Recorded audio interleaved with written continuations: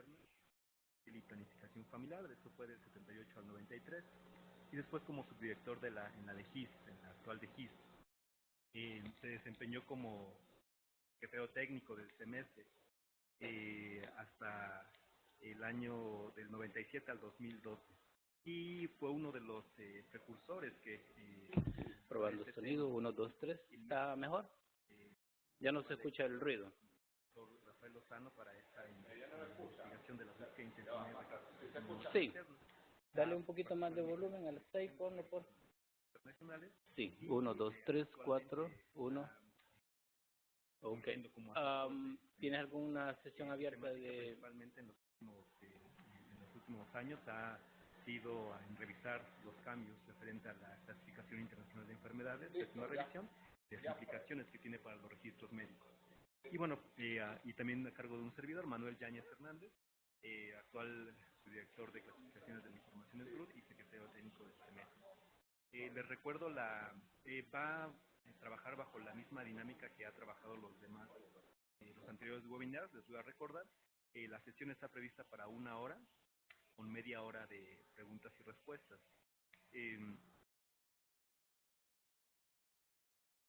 Con preguntas y respuestas.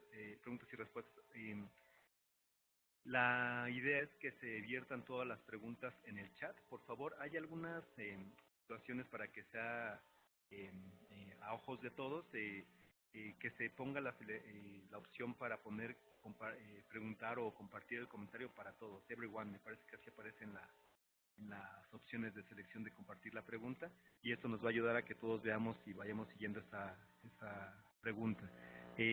Porque en algunas ocasiones lo ponen como la situación como privado, e incluso le llega al administrador de la sala web. Entonces les pediría su colaboración para que pongan esta pregunta de manera que se pueda leer todos. Las preguntas, por supuesto, van a estar ahí en el chat, y la idea es responder la mayor cantidad posible dentro de los 30 minutos posteriores a la presentación. Tengan la certeza que después de esto, si la pregunta no fue seleccionada para responderse en tiempo real, posteriormente a esta presentación se les hará llegar una nota y se compartirá a luz de todos estas preguntas y respuestas que se hicieron en ese chat. Bien, entonces ahí están algunas instrucciones en caso de que tengan problemas con su audio, que también suele pasar esta situación. Y bueno, vamos a empezar leyendo con esta presentación. So we'll start with the presentation. Yes. Manuel, we want to ask you to wait for a minute. This is being transmitted into an English room, and there are some delays with the interpretation. Give us 1 minute more so that we can solve this problem, and then we'll go on with the presentation. Bien.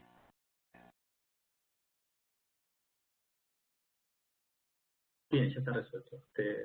Largamos con la presentación. Okay, so let's start with the presentation. Very well. Can you hear me? I'll start with Luis Manuel Torres so that he gives us this introductory session.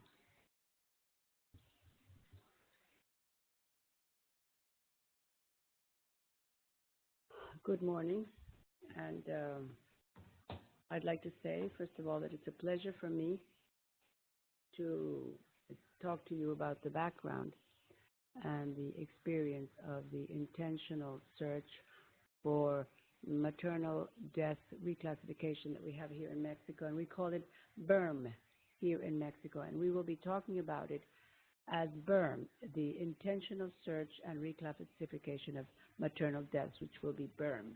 I want to tell you that the BIRMM is really an example of methodology which has been used to coordinate a series of different efforts from the institutions, the health institutions, and information in the country, which could not only be used to assess the quality of the information of maternal deaths, but of many other causes as well. The data obtained are not only improving the quality of the information, and that's how it was for us on maternal mortality, but also detect problems of care as well as other factors related to the deaths, and even other problems related to the problem of registration and coding of the causes of deaths with our international disease statistics classification. In other words, the existing classification which we have now, which should be corrected in our opinion. Next slide, please.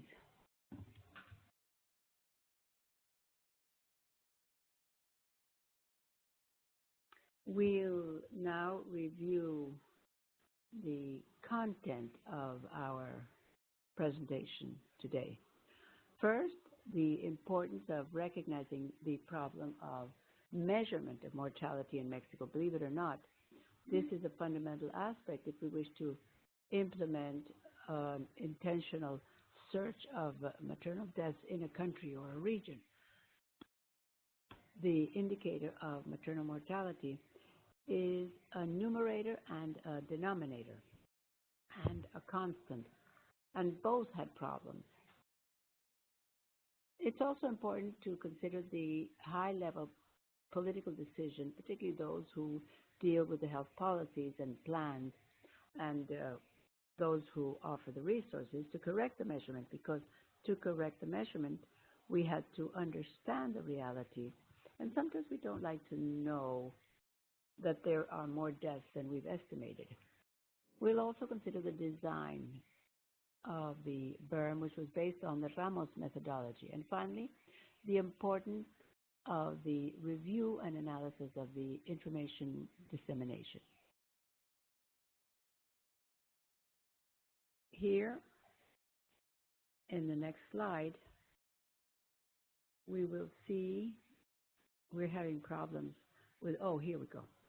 With the next slide. So what was the recognition of the measurement problem of maternal mortality in Mexico? Well, first of all, our authorities, the health authorities, and the National Statistics Institute had to recognize that we had problems with the figures that were being handled on maternal mortality in the country. On this chart on the right, you can see the gray curve, which showed maternal mortality of about 50,000 live births. And we were pretty happy with that because the mortality was relatively low. But in simply correcting the denominator, we obtained a curve which was slightly higher, which was the orange curve, and we have a mortality rate which is 10 points higher, sorry. And that was just by correcting the denominator, which we had overestimated.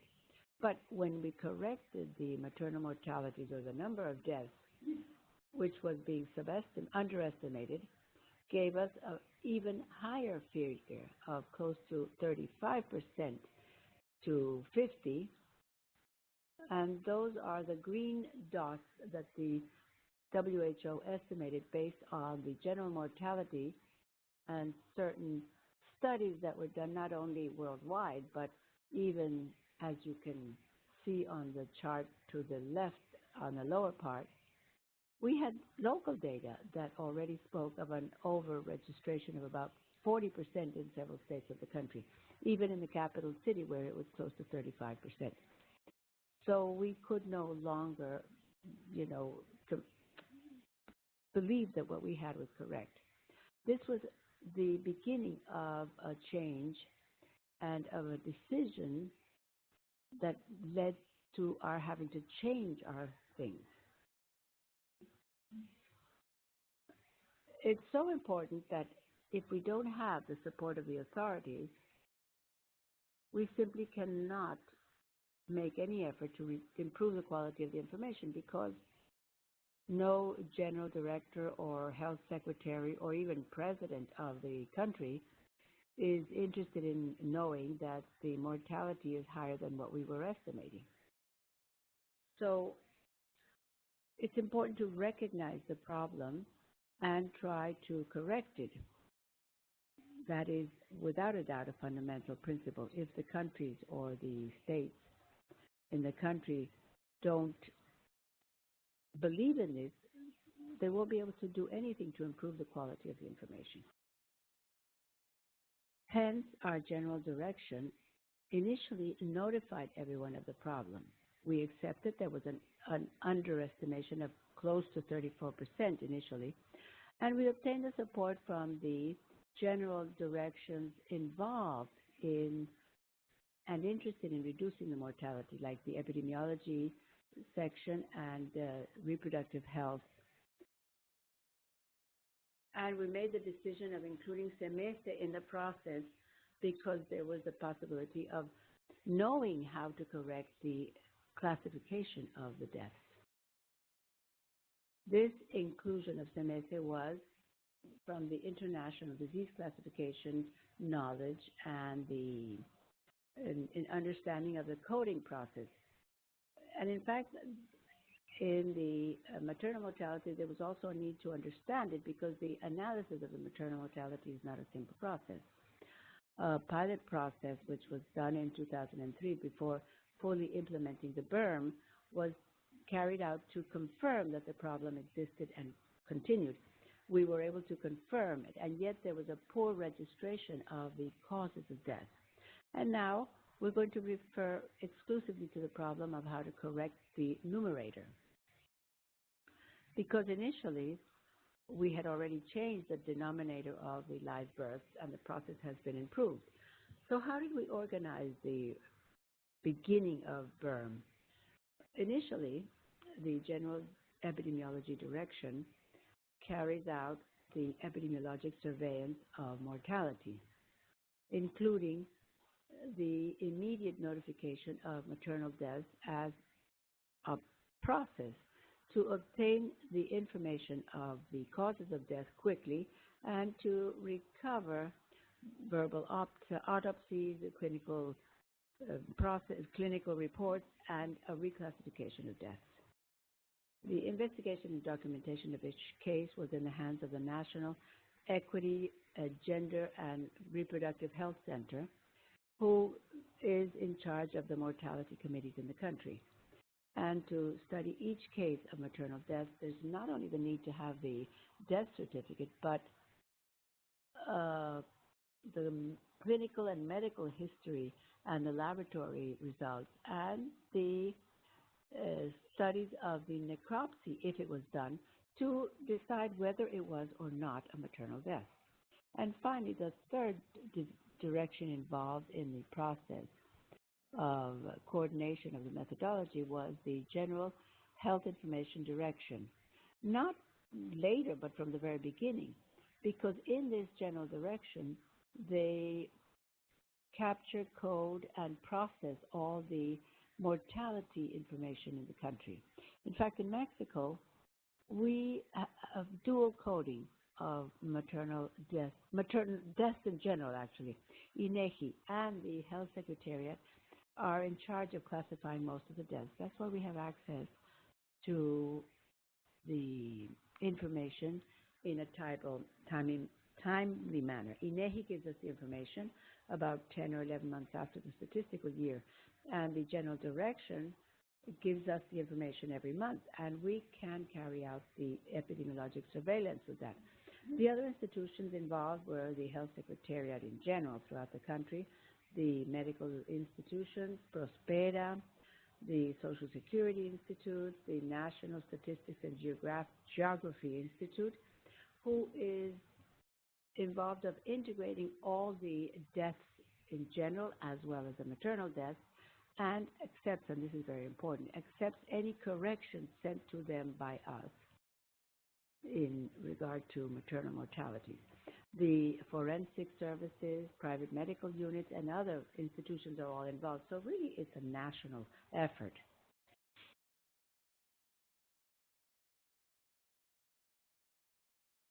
The BIRMM methodology came about as a result of the Ramos methodology. We studied the Ramos methodology and found that there were some processes that could be used in the BIRMM. But as they do in Ramos, we weren't able to study all women in their fertile age or all deaths of women in the fertile age, nor the cause of all deaths in fertile women every year. But what we were able to do was to use all the information available and analyze each death with local studies and with measures to prevent future deaths, but with a much lower proportion of maternal deaths, which is what BIRMM does. BIRMM studies all confirmed or notified maternal deaths, as well as those that we are going to call suspicion of maternal deaths. These suspicious deaths are the ones that have a basic cause, obstetric cause, I should say, or 49 non-obstetric causes that are suspicious of hiding maternal deaths. Contrary to the Ramos method, from 2011, this is done continuous, permanent, and throughout the country, which is different from the Ramos methodology, which is only done in certain regions or in some countries, but at a given moment in time because it's much too expensive. To the right here on the slide, we see the codes for the deaths related to maternal mortality. 49 of the diseases reported as basic causes, and the reasons of death during puerperium or 43 days before, but before the year was up, and an information system with a manual allowing us to record and capture all cases. This required training of physicians and codifiers to classify maternal deaths.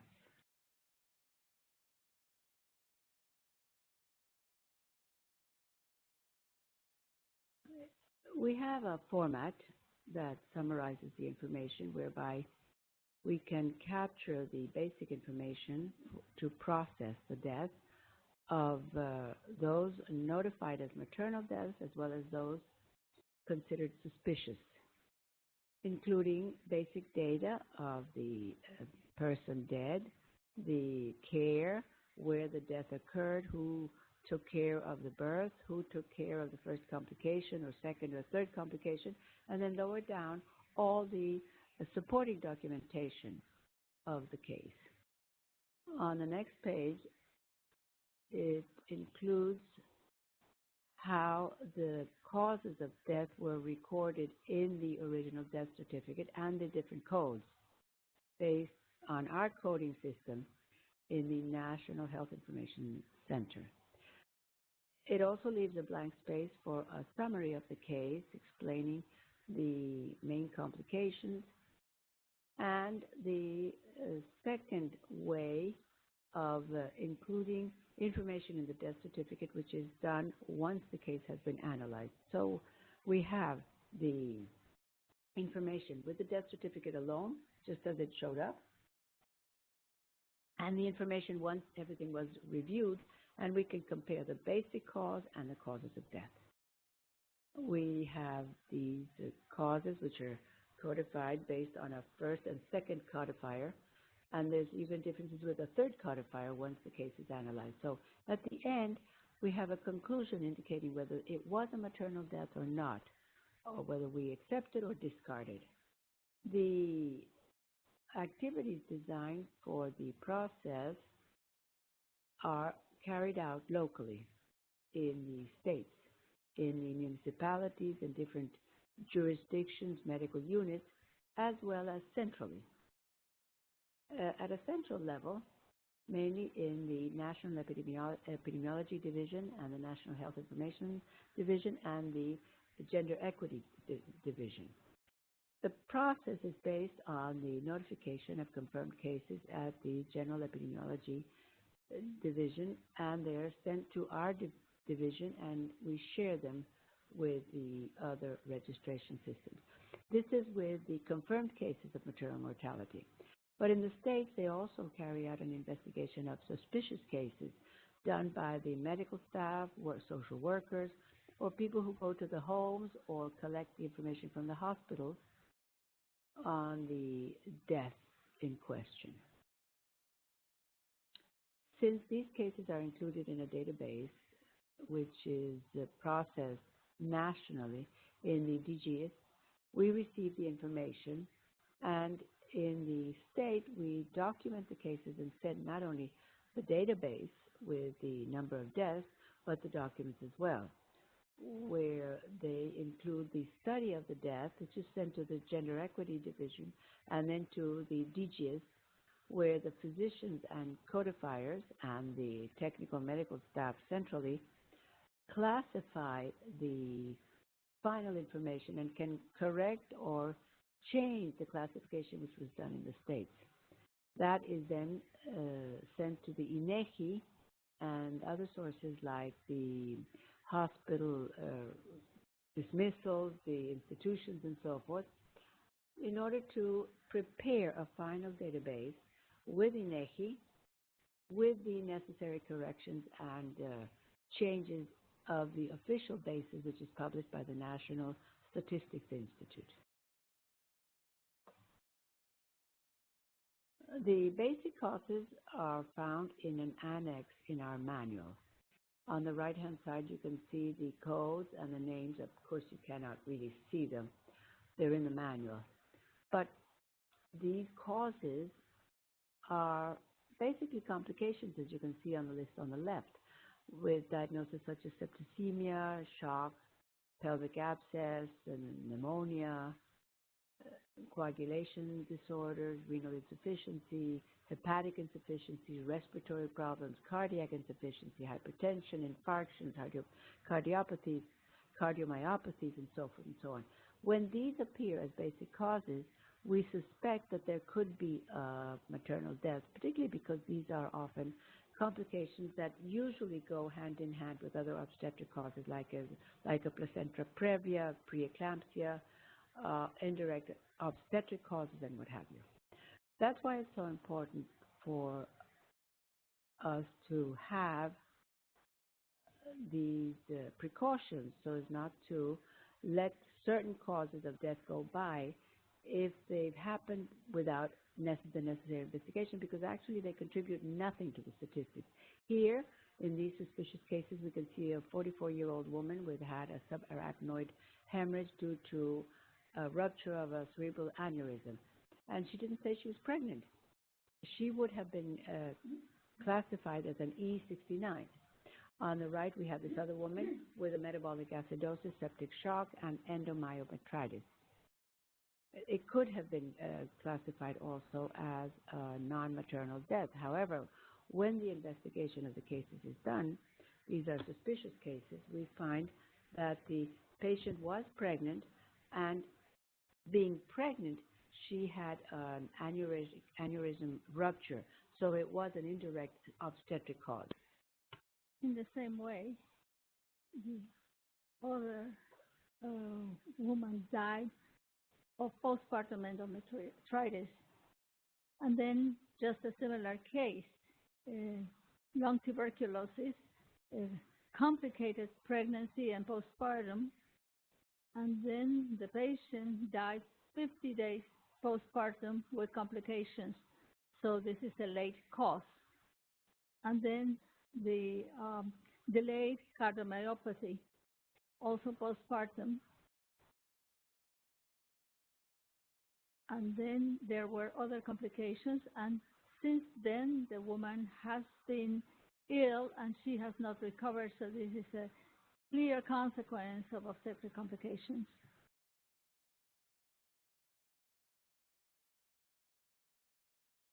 We must underline the aspects favorable to the development of BIRMM. The authorities must be aware of the fact that the deliberate search of maternal mortality could lead to a higher mortality rate. And we must accept that we must undertake actions to correct these statistics. And if we're doing that, we are going a step ahead. We must have doctors who have good and thorough knowledge of the ICE and also centered on maternal mortality to be able to analyze this properly. We must have also the coordination of health and social security institutions where the death occurs so that we're able to get the information about each case. It is important to have a decree of the health directory representing the main health institutions of the country to know all the details of epidemiological surveillance and to be able to document this, to be able to research all the cases and investigate all the cases. We must have all the documents, not only the death certificate. In some cases, we only have the death certificate, but in the BIRMM, we are requiring a summary or a clinical summary of the cases and the verbal autopsies. And we have the opportunity to compare many sources of data and some birth statistics that also have valuable information. We have an agreement with INEGI to be able to correct mortality. This is important, otherwise our work would be useless. The National Institute of Statistics is responsible for all of this data, and it is important for that institution to correct the data. Also, we should provide training to the doctors throughout the country about the issuance of the death certificate and the importance of documenting risk. In all our work, we have underlined the importance of continuing this process. Dar a conocer a national reports, we should inform the authorities about our experiences, about the need to continue to provide this type of support. So I finished my participation now, and now I give the floor to Dr. Manuel Yanes.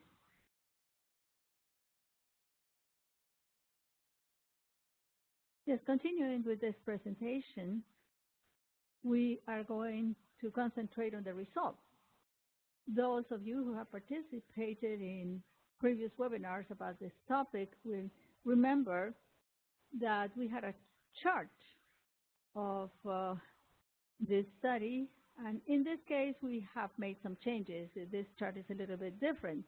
Just to give you an overview before we talk about the results. We are going to talk about the suspected cases and we will share their characteristics. Many of you may have already seen this. I would like to take this opportunity to thank you for this invitation. I see some of the participants are members of the states of the 32 organizations of Mexico and the National Institutes of Health, and also I would like to thank INEGI for this difficult task. This is a daily task, and we know its implications. Many times we have to devote a lot of time to this, and so this is a product of the effort of all of these people who have contributed to this. It would not be possible to render all of these statistics without the participation of everybody. We are going to center in 2016. This is the last year for available data. This is going to be a little bit more in detail. We had an initial selection of 8,367 cases, 4,700 requested the study, and 3,596 did not apply. Out of the 4,771 from left to right, we had a total maternal mortality rate cases 958. We ruled out 812, and there were other causes in 176. This means we did not have all the information. Well, our research was not perfect. Many times there are factors that the technical teams have to face. For instance, an autopsy that is going to be performed at a home. The person has already moved, the address is not correct when the registration was made. The total confirmed maternal mortality number of maternal deaths, 958. And then for the RMM, we consider 812. And then other causes of maternal mortality, 146 cases. Now we go to the right part of the chart. We ruled out 3,812 deaths, and we reviewed 3,776. They were evaluated by personnel specialists in obstetrics and gynecology. And then there were duplications in 23 cases. We don't know the exact reasons because the system is not perfect. So we had the evidence to rule out this number. And then we see late effects and consequences, 122 cases, and Choriocarcinoma, 23, and then deaths in other countries of these people who had been followed up, 1, as I classified foreign deaths. So the total maternal mortality is MTT 538. And this, of course, we had already discussed before. We have 958 total. So 484 were contributed by BIRMM, by the Health Secretariat with all the collaborators. INEGI at the beginning had only registered 474. Confirmed maternal deaths with certificates 474. So we have contributed 51%. And if we review every year in detail, starting in 2002, we see that this percentage is increasing. And why is it increasing? One of the reasons is the fine-tuning of the process. And we are discovering more and more data, and the performance also shows what Dr. Luis Manuel has already shown. These are the late consequences. So what we really want to do is to show a general chart about the behavior of the maternal mortality ratio. And we see a percentage, 6% increase from 2015 to 2016, but this has already been documented. And then we see another peak because of the epidemic of influenza here in Mexico in 2009. So this is our topic, MMT 958, maternal mortality, or number of maternal deaths, total number of maternal deaths. So these data were gathered also from confirmed, and 121 were suspected cases, and this represented 13% of total maternal mortalities. This is important because this shows how we started the process and how the process ended. Let us center on the 121. We want to emphasize what we obtained based on research. And anything close to this could have the characteristics of maternal death. 121 total. We see how we classified this after we had the evidence and then the opinion of the specialists, or several specialists. We have choriocarcinoma here, and the description of the different problems. Here we see an ectopic pregnancy. We don't have to read this in detail, but just to give you a visual idea of the distribution of all of these deaths. So based on this, maybe here on this slide we can explain things better. How did we obtain the 121, the suspected 121 deaths? Light green shows the statistics considered for the maternal mortality ratio, and the ones in yellow were not considered, they were excluded. So we see a transition here. We see the ones for the maternal mortality ratio 54, non-maternal mortality ratio 67. And here we see the third chart. We see a 0.961. We have different consequences, different sequelae. And the last yellow box in the middle list, we see here 16. We have different distribution to account for the 121.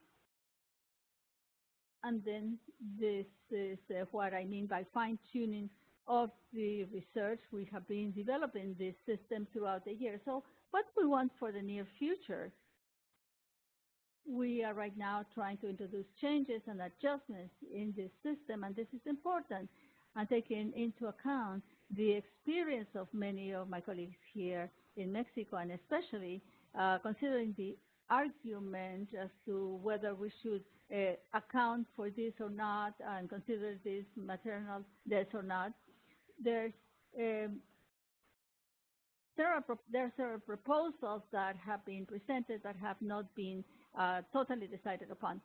So we see here codes, for instance, for the ICE, suicide, for instance, for women, X60 to X64, and this offers some information about pregnancy, postpartum,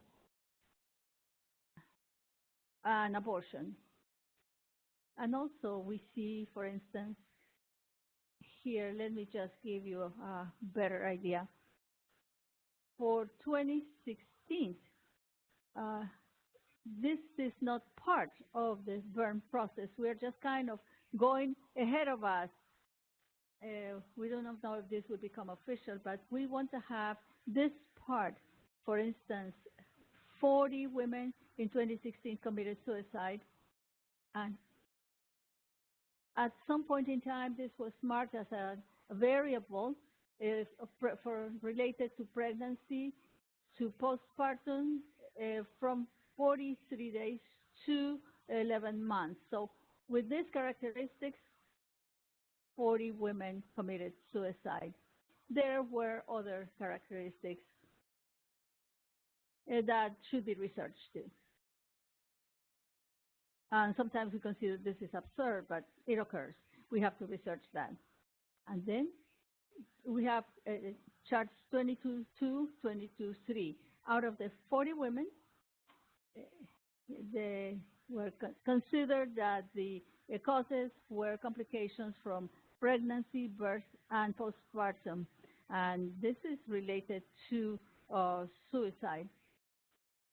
And the certifying authority determined that the causes of this suicide were complications of pregnancy, birth, and postpartum.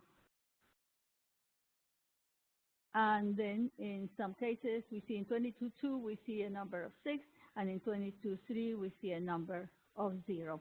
And this is by the person certifying this certificate.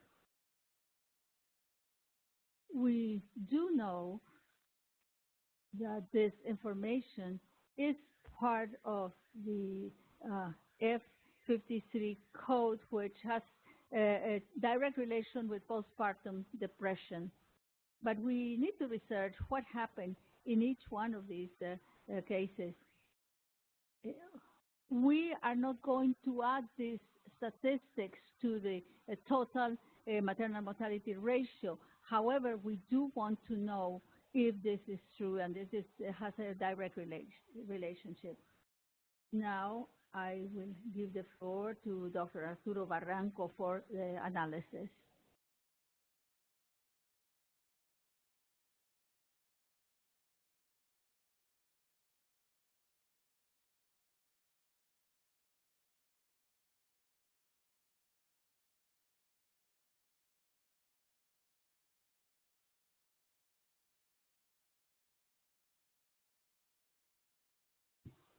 Good morning.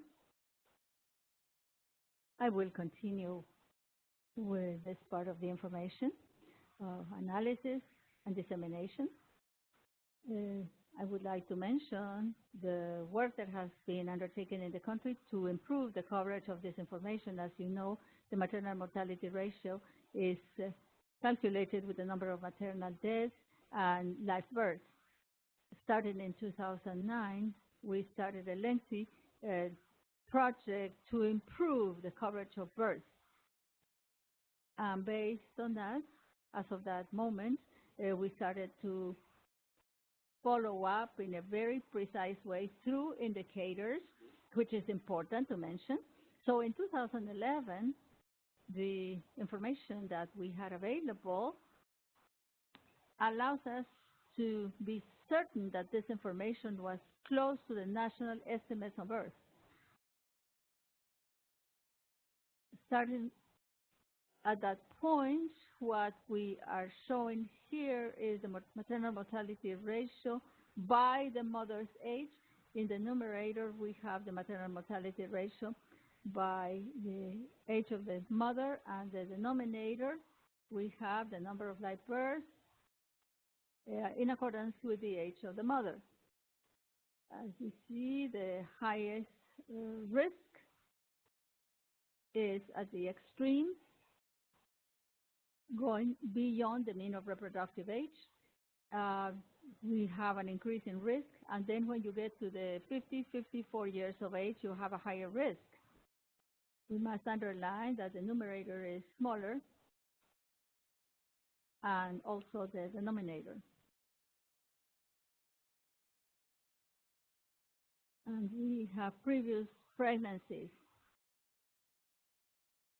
The risk that a woman has of dying is shown here in 2014 and 2015. The risk of dying increases in women who have had multiple births. Starting the first and fourth births, the risk is twice as much as it was compared to the first one. And then it is more surprising that the comparison that a woman has a woman who has had 4 to 5 children is really high. So here, this shows that we must focus public policy, perhaps starting from family planning, and this gives us an overview of what we ought to do. We will continue with the analysis of information. We have prenatal visits. And the recommendation at the international level is to have at least a minimum of 5 prenatal visits during pregnancy. The risk that a woman has of dying during pregnancy when they had more than 5 prenatal visits is 20 times higher. The risk is 20 times higher for the women that did not have any prenatal visits. Here, we must underline that the numerator and the denominator, we have the same separation of statistics. The maternal deaths, if you see the chart on the right, we see the ratio of maternal deaths occurring during the week, and then births that occurred during the week. And then during the days that were not working days, we see a higher rate. Also, we had the maternal mortality ratio calculated by the day in which these deaths occur. And we see that there's an increase. It's not significant, but nevertheless, there's an increase in maternal mortalities occur on Saturdays and Sundays and Mondays. We also have consulted an article that has been detailed by the hours. This is by Dr. Lozano, and when there are shifts in the staff, this is when we have more frequency of deaths. And then analyzing the trends of mortality, we see that direct obstetric cases are those that have been have registered the highest reduction, and then the indirect causes. We see a peak in 2009. Dr. Yanez has already mentioned this. That was because of the influenza pandemic in Mexico. And Mexico had a lot of information that we were able to use, and we prepared a specific report on this case about maternal mortality causes. In most cases in Latin America, we have a large number of deaths caused by hypertension and hemorrhage. And in a case similar to what we see in child death, these are all preventable causes. And this has been an issue in which I think we have really had a setback of several years. I think in diarrhea and respiratory diseases, thanks to PAHO and the vaccines and the support that we have had, we have seen a reduction in the rates of these diseases. And we hope to share these experiences to be able to combat these causes that are preventable for the most part. Regarding the dissemination of information, in order to facilitate the dissemination of this information, we have had these dynamic cubes, as we have called them, and to be able to share information, people do not need to know everything about the databases, but they can have access to the dynamic cube, just to have descriptive analysis of the information from 2002 to 2016. At the present time, we are concluding with the information for 2617, as Dr. Yanez said.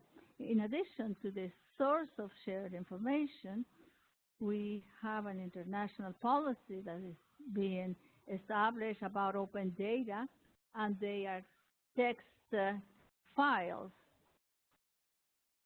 that are shared so that a machine can read them together with their descriptor. We have analyzed this information right here in gov.mx, and we have seen the historical maternal mortality data by Mexican municipality. And then for decision makers, this gives them an image of maternal mortality.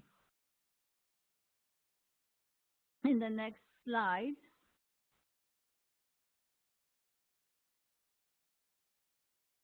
I would like to give the floor to Dr. Luis Manuel Torres so that he can continue with this presentation.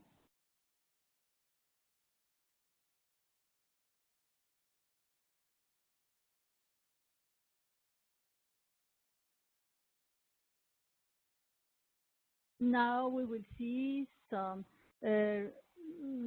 results of the measurement of underestimation of maternal mortality under the BIRMM system.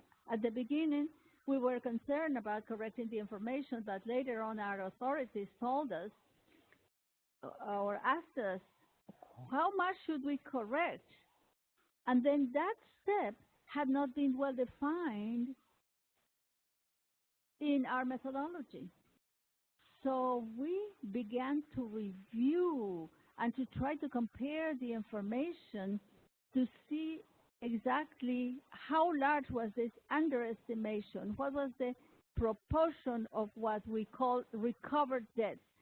The last measurement is about 50% as compared with the INEGI statistics. So what we did at the beginning was, first of all, to make an internal comparison.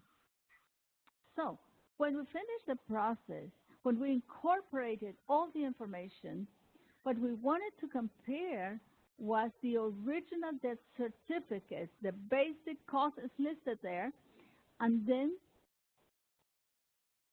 whether they were considered as maternal deaths or not, and then compare that with the final information. So under those conditions, our comparison was about 15% recovery.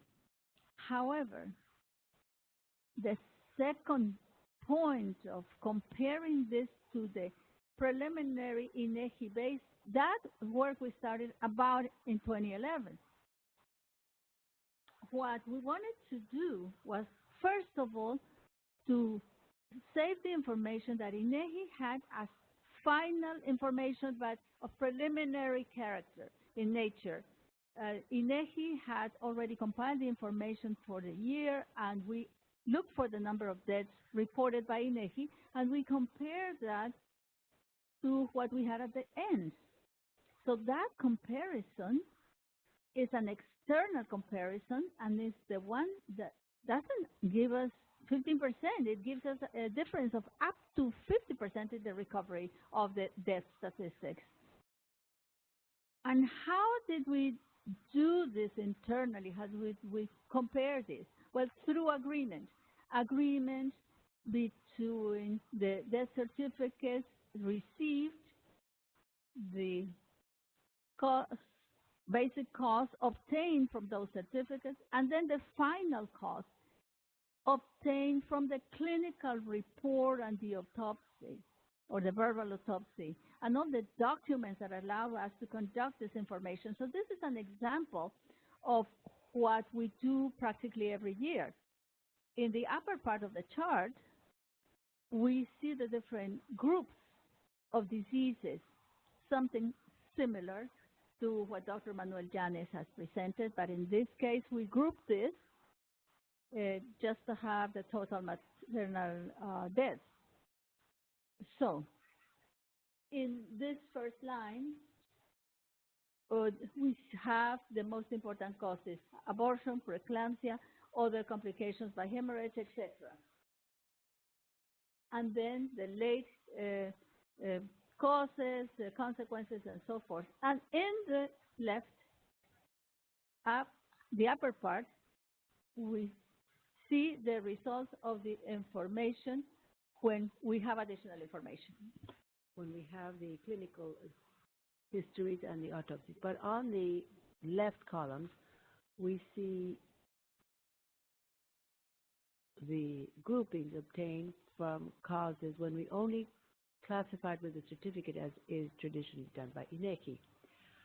So the differences are important. Initially, you can see on the yellow line of the total 958 deaths, 793 in the yellow line were considered maternal deaths initially, based on the codes used from the death certificate alone. And 165 had not been classified as maternal deaths. They were classified as infections, tumors, blood diseases, cerebrovascular diseases, cardiovascular diseases, respiratory, renal, congenital malformations, and even external causes. On the line where it says total, we have 958 deaths, and all the reasons for the deaths obtained at the end with the review of the case.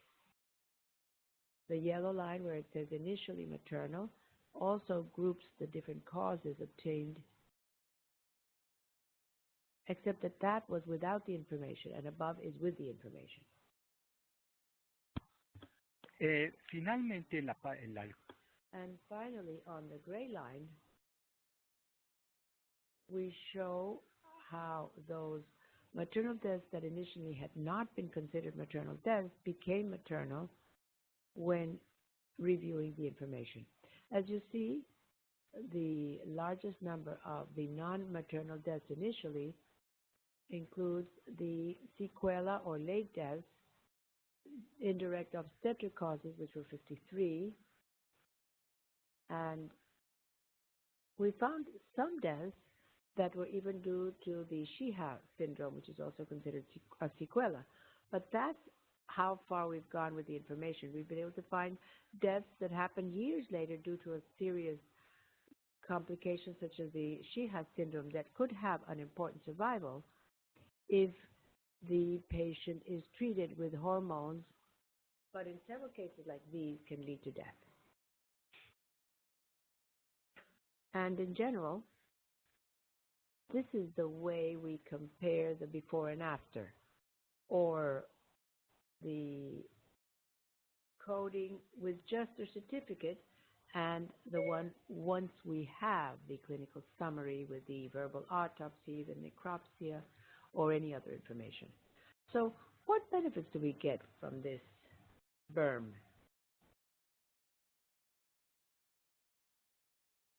Well, contrary to many other things, we have found that there are problems in the definition of maternal mortality and in the registration and encoding of maternal deaths, particularly the indirect obstetric causes in the CIE-10.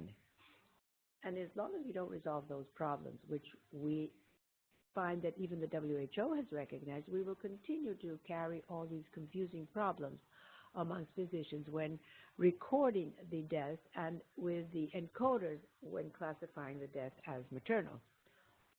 We prepared a proposal to review these problems and sent to the the WHO.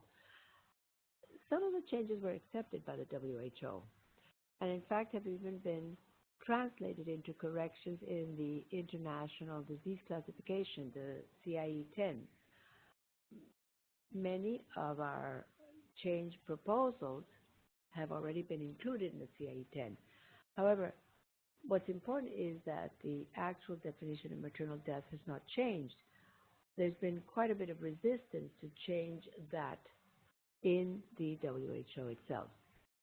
The term maternal death as any death due to complications in pregnancy, labor, and the puerperium and some complicating diseases, but not accidental causes or incidental causes, are terms that can cause confusion amongst physicians and encoders.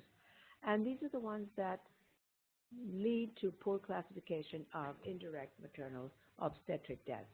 We feel, and we've said this quite clearly in our country, that a pregnant woman who has a serious chronic acute disease, who becomes pregnant and dies during pregnancy, labor, or puerperium should be considered an indirect obstetric death until shown differently. So what other benefits have we found? Well, had we paid attention to the fact that there are incidental causes like influenza H1N1 as non-maternal deaths, we could not have measured its effect in our country in pregnant women, which led to about an increase of 1,000% in the number of deaths due to respiratory diseases that year. Before, we had an average of 40 deaths a year, and at that point we had more than 100 when we had the influenza epidemic, about 180 approximately. WHO has recognized the deaths shown by Mexico without the adjustment factor because they trust our figures. And we've been able to increase the training of physicians on how to encode maternal deaths.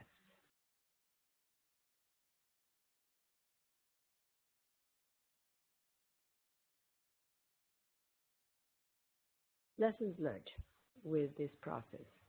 Basically, and we've said this once before, if there's no political decision recognizing and correcting the problem of the poor classification, there's nothing we can do.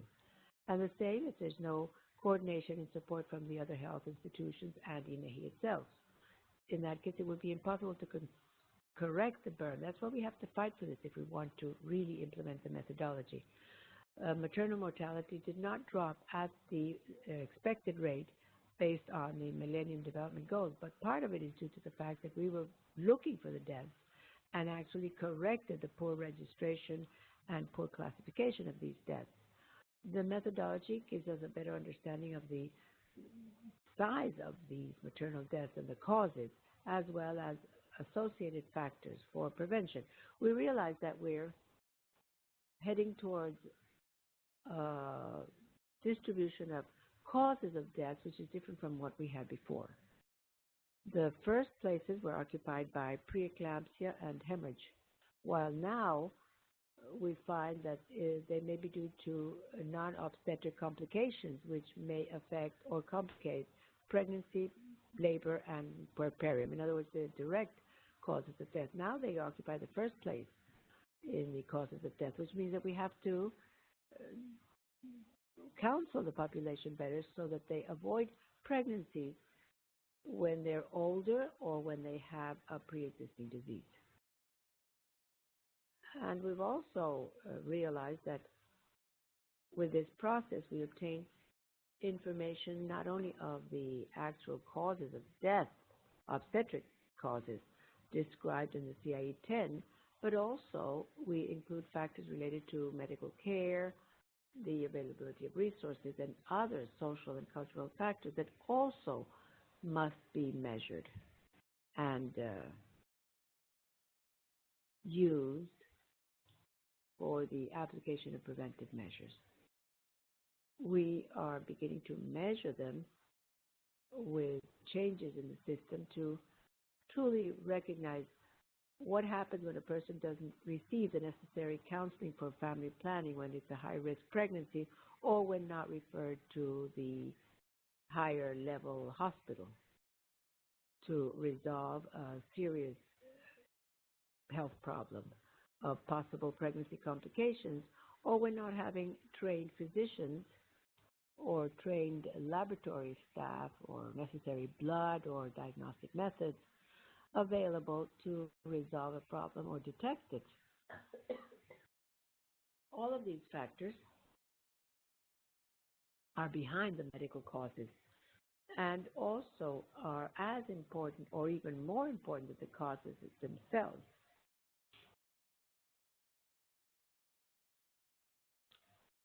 I think it's important that we decentralize the process, though the intentional search begins at local levels in the hospitals and states and ends at a central level. The gold standard, of course, remains at a central level. Every state, every hospital should be responsible for reviewing confirmed as suspicious cases. But there is a delay and there's omission in many of these reviews, and that's why the system or the application of BIRMM is still at a central level. And insofar as its coordination is concerned, ideally it should be done from the state itself and define and ratify the causes at that level. The other thing that we should speed up is shortening the time of the investigation and the collection of documents for each case. Because if we take longer than a month, for example, the possibility of recovering the information begin to weaken. Occasionally, as we've already mentioned, one does a verbal autopsy and then the person no longer lives there, or the dossier is lost, or whatever, and it's no longer possible to obtain the information to correct the causes of death. So what we recommend is that the review of the cases be done as soon as possible, at least within the first month after the death or after the notification.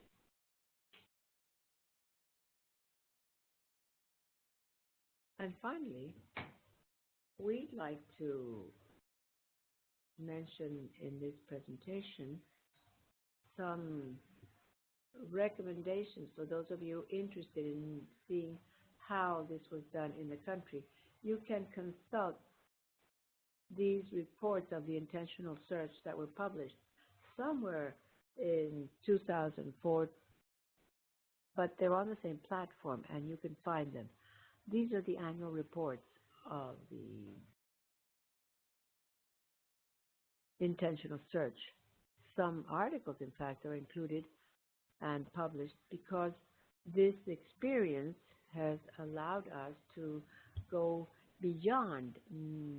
These articles have been published by Dr. Lozano in particular, who began this process in the country, and with some other actors from the General Direction of Health Information.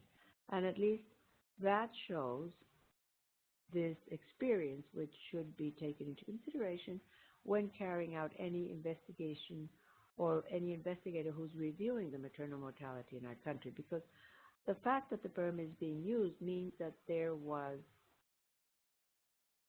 some change in the behavior of the general trend of maternal mortality and its causes, which came from past years. And we must take into consideration that this experience was applied and this search methodology was applied so as not to attribute the deaths to other causes, not those that actually changed the behavior. I think that this is about all I had to say, and I want to thank you for your attention. Very well. I want to thank Dr. Zanali and Arturo Barranco. There are a couple of questions and a comment. We'd like to repeat, if you have any questions, please, you have a chance to put them down in the chat, and everyone has a chance to do them there. And this should not be just privately. There was a first question from Marisa Paez, and I'm going to read it. Occasionally, one should check the fact that good questioning should be done. I was in a hospital where a woman returned for a medical emergency, and it was not related to the death. She had high blood pressure, and according to the family, she had all symptoms after the birth. But the physician never found out about this. And the expert, when completing the death certificate, obtained the information from a family member. Yes, I think that this is an interesting example because that's what the search is all about. And in fact, we often, when we begin with this subject matter, often confuse the suspicious cases. We remember that it's intentional search and reclassification of maternal deaths, which is what I'm referring to. This means that though some cases, like in the case of Mexico, initially they were considered maternal deaths,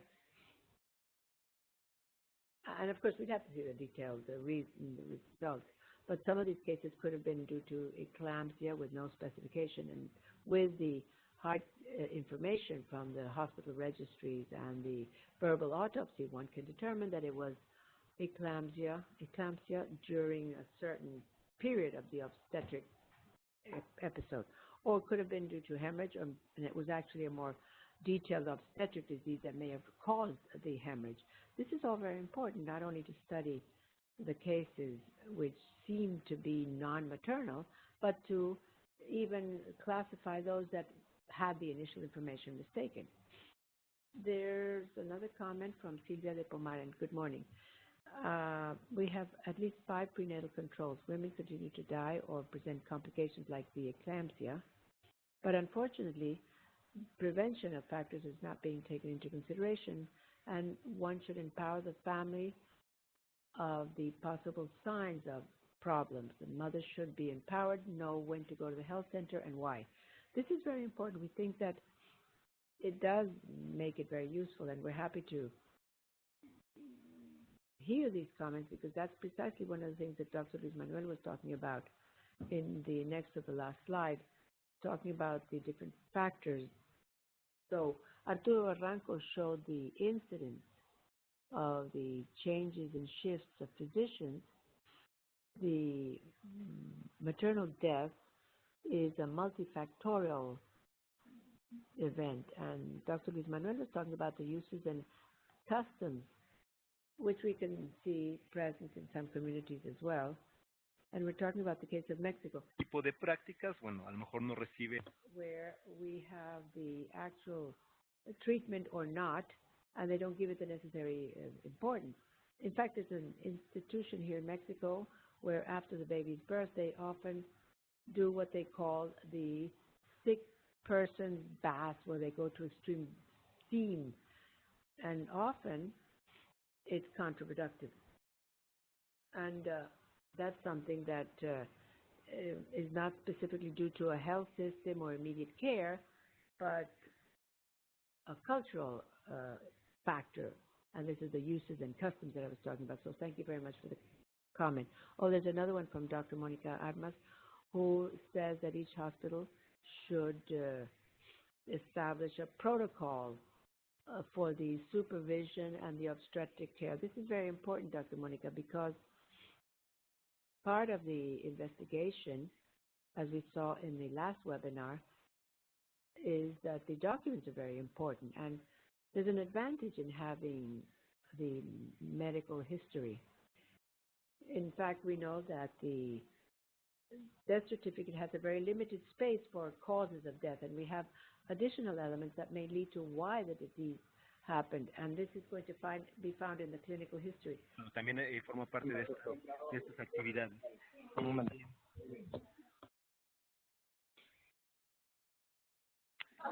Otra, voy a leer. There's a lot of people talking in the background, so please turn the microphones off. Jorge Dumas says, good morning, congratulations for the excellent presentations, and thank you for sharing your knowledge with us. I have a question. Why is the choriocarcinoma considered a maternal cause and not considered? I'm going to let Dr. Renel to answer this question.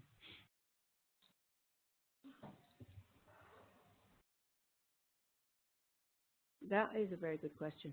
We're really interested in knowing the total maternal mortality causes and not just the ones that are used to explain the actual cause of death. And that's another matter that we've talked about with the WHO. Why, if a woman has preeclampsia, severe preeclampsia, or severe complications and she dies at the 43rd or 44th day after labor, is no longer considered a maternal death? And it was eclampsia. Well, all of these things are the things we're talking about after analyzing the search. We have to change the definition somehow. In the specific case of the choriocarcinoma, I can tell you that when we studied choriocarcinomas, we've realized that there are deaths of women and men due to choriocarcinoma. Men as well, yes. We found that in reviewing these deaths, we found this problem because the choriocarcinoma can come in two ways. One is gestational, which originates from the pregnancy as a result of fertilization and pregnancy, while the other choriocarcinoma is as a result of germ cells that are in the ovary or the testicle. Those are not the ones we take into consideration. That's why it's important to carry a study of, because the gestational choriocarcinoma is due to maternal causes and is a maternal complication resulting from the pregnancy and often due to lack of follow-up of the patient. It could appear with didactic mola. The patient is sent home, and a few months later, or what have you, she comes back with new hemorrhages, but not the didactiform mola, but with a clear choriocarcinoma or cancer. Como una muerte. It's not considered a maternal death when considering it a cause, but I do think it's important for us to register it because that's something that should not happen. A woman who has a didactiform mola should not evolve into a choriocarcinoma. And especially if there is a choriocarcinoma, there are treatments now to prevent deaths. And that also happens with other causes of death, like obstetric tetanus, which is not included there in the Chapter 15 of the CIA, or puerperial depression, which is not included there. It's in the mental disease chapter. And there's an osteoporosis, which appears also are considered when studying maternal deaths. And the Struan's mola is also a disease resulting from pregnancy. We want to avoid deaths caused by the pregnancy or related in some way to pregnancy, and not just the specific cause of death. I hope this answered your question.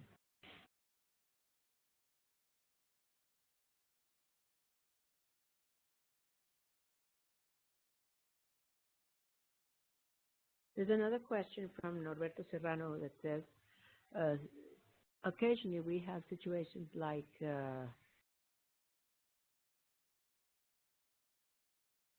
and they're talking about the verbal autopsy, I think. And if I answer, is this going to bring my family member back? There are places where the insecurity is advanced and we have no way of discarding maternal deaths. Yes, we recognize that's a fact. There's a risk of the physical integrity of the research team or the team that's going to do the verbal autopsies in the homes.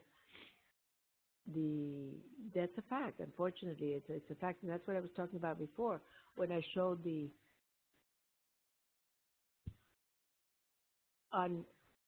unfinished cases, which means we didn't investigate them. There are here 120 and 80.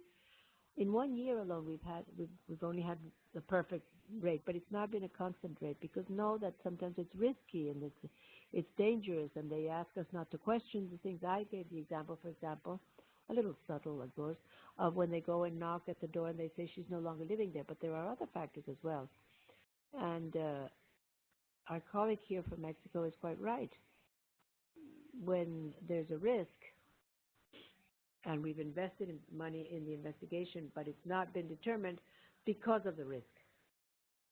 Pero sí, esto es válido, lo digo, va en ese sentido. I think that is true, and I think he wants to add something. Quizá en estos casos, maybe in these cases, it would be important for us to take advantage of all opportunities to obtain information. I'm going to give you an example. Sometimes a patient comes almost dead to the hospital, and what they do in the hospital is just to report to the public ministry and then forget about the case. And then we no longer hear about it because it's really difficult to obtain the death certificate, or we weren't able to do the verbal autopsy. And at least when the patient arrives to the hospital, what they should do would be to question the patient quickly to know what happened, why the patient died, at what stage of pregnancy she was in, what happened during labor, what happened during her transfer, or what have you. Any type of information that we could obtain that could be useful so that we could know that it was or not a maternal death. Sometimes we don't even have that kind of information. That's why, and what happens is that we lose the information. We don't take advantage of these opportunities. Thank you very much. Bien, quedan... We have only 5 minutes left to end the session. And there's one more comment from Maisa Paez. Can we maintain communication with the advisors to implement the methodology in Venezuela as a pilot plan in a region or state in the country? Yes, that's what these activities are all about, precisely, Maisa. We are doing all this work with Relaxis in PAHO, which is the Pan American Health Organization, to carry out precisely this type of activity. That's our main interest, is to share the experience with everyone, hoping that these programs can be implemented elsewhere. We know that there are other factors involved, like political issues and technical teams and so forth. But the purpose is that, precisely. I think that you're in the right place to do that. It seems that's the last one. I think that we'll end here, and I'll just report that the material will be available on the page. If you're not registered, I recommend you register. You can see the page on the screen, www.paho.org/relaxes, relaxes@paho.org. And I recommend to all of you who are working on this that we register in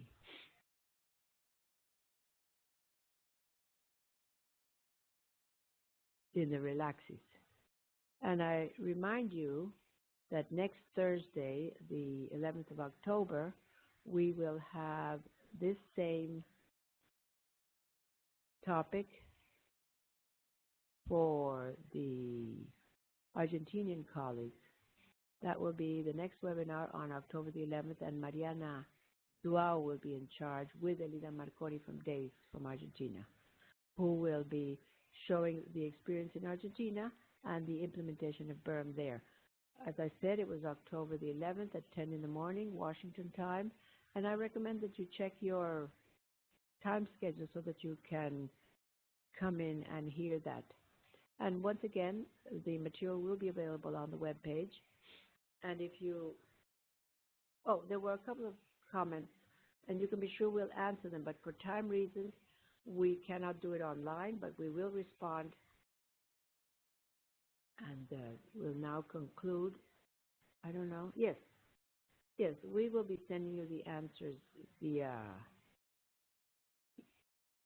email on the web page. And so for now, we want to thank all of you for being here, for showing an interest in this, and we want to thank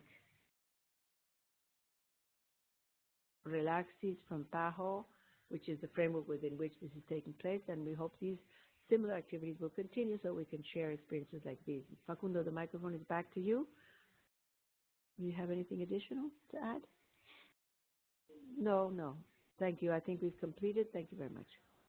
Thank you all, and we'll be seeing you next Thursday, October 11th, to hear Argentina's experience. See you soon.